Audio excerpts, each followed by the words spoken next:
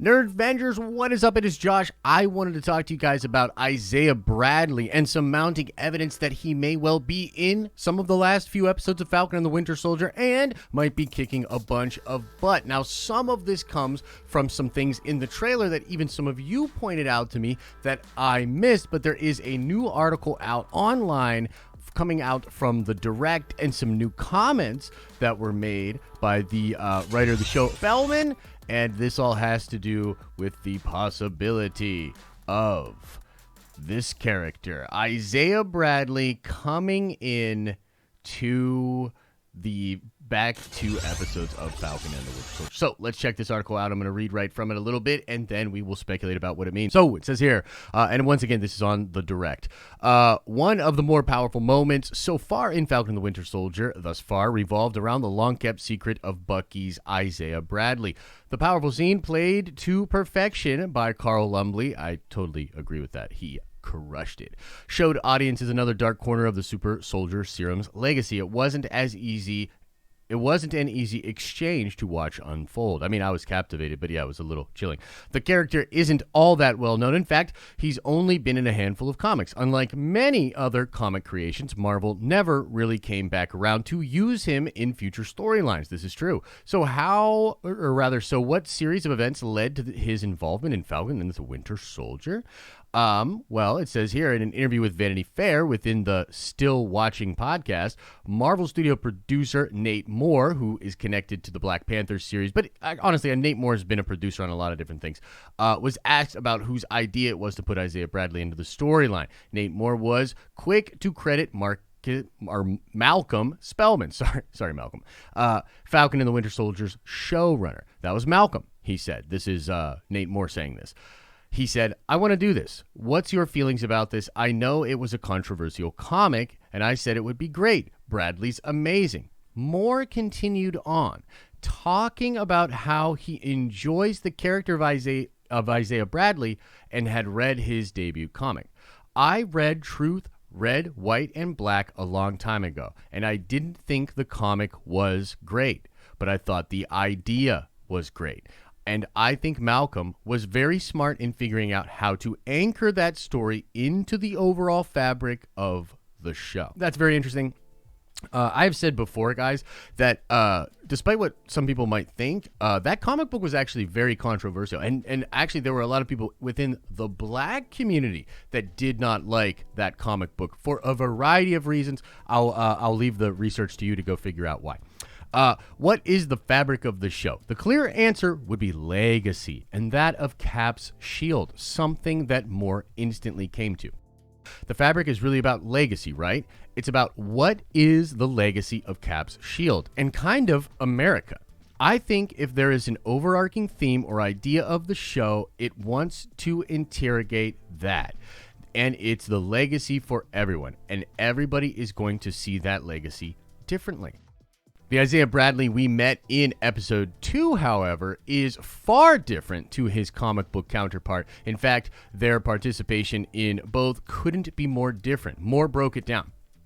Isiah Bradley in the MCU version, which Carl Lumbly has done a fantastic job on, is such a more vocal participant in that conversation than he was in the books, because he was a vegetable and was infantilized and sort of had all the agency taken out of him. Malcolm gave him all the agency back, and now he's a character that can actually have a conversation about what the show's about. Moore continued elaborating on how it all affects Sam Wilson and his journey, and teasing that there will be more to come of Isiah's story, and really weigh on the things I think are subconscious in Sam's character.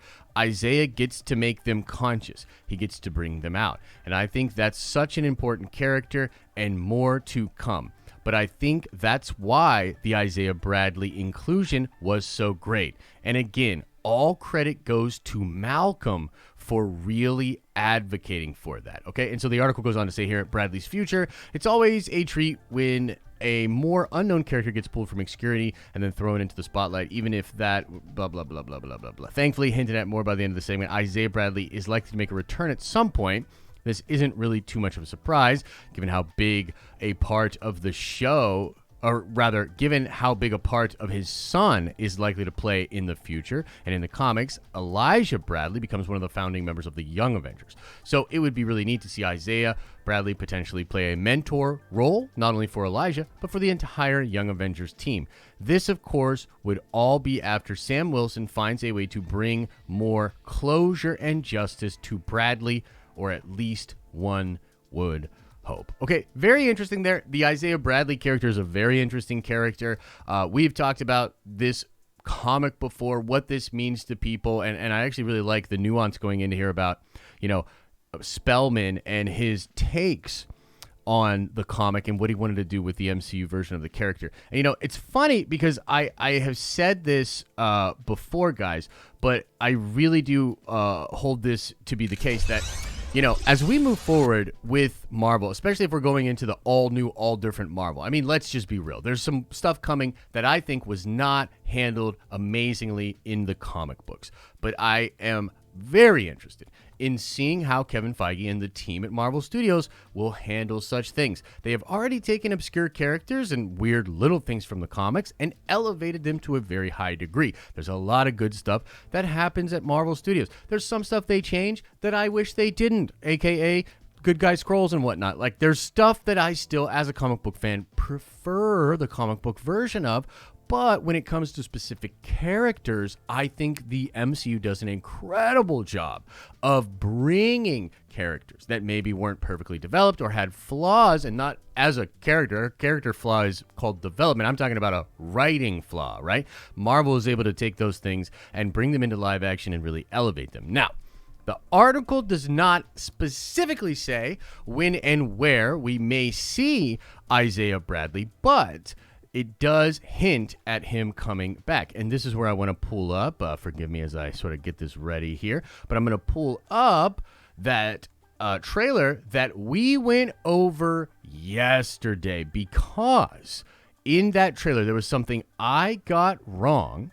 And you guys, many of you pointed this out in the video breakdown that I did. And so I wanted to bring this up. Okay. This shot. Okay, so I had thought this was the shot back in Louisiana. It is apparently not. Apparently this is the shot from Isiah Bradley's place. Okay, now I do not believe we have seen this in the scenes from Isiah Bradley's place before in episode 3, right? Or rather episode 2.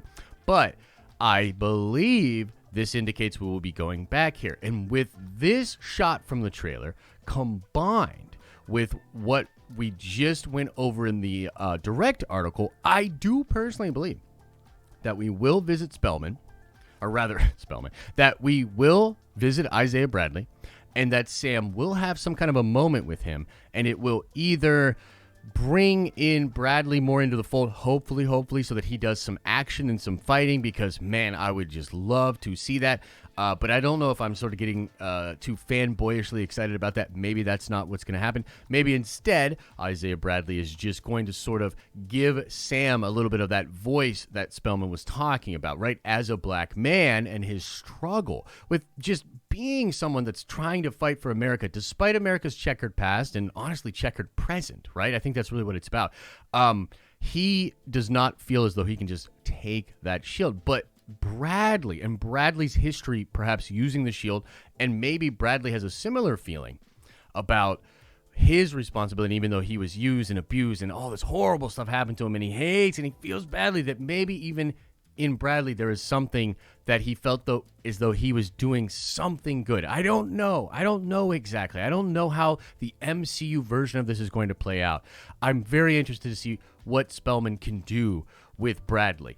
I have a feeling that the serum is sort of in some ways messing with Isiah, right? I mean, we sort of see him almost get the PTSD, and he looks like he's going to fight him, and he's so angry and all that, right? So it does appear that, just like a lot of other people, the serum may have messed with him, or maybe it's the PTSD and Hydra cutting him up, or all sorts of stuff.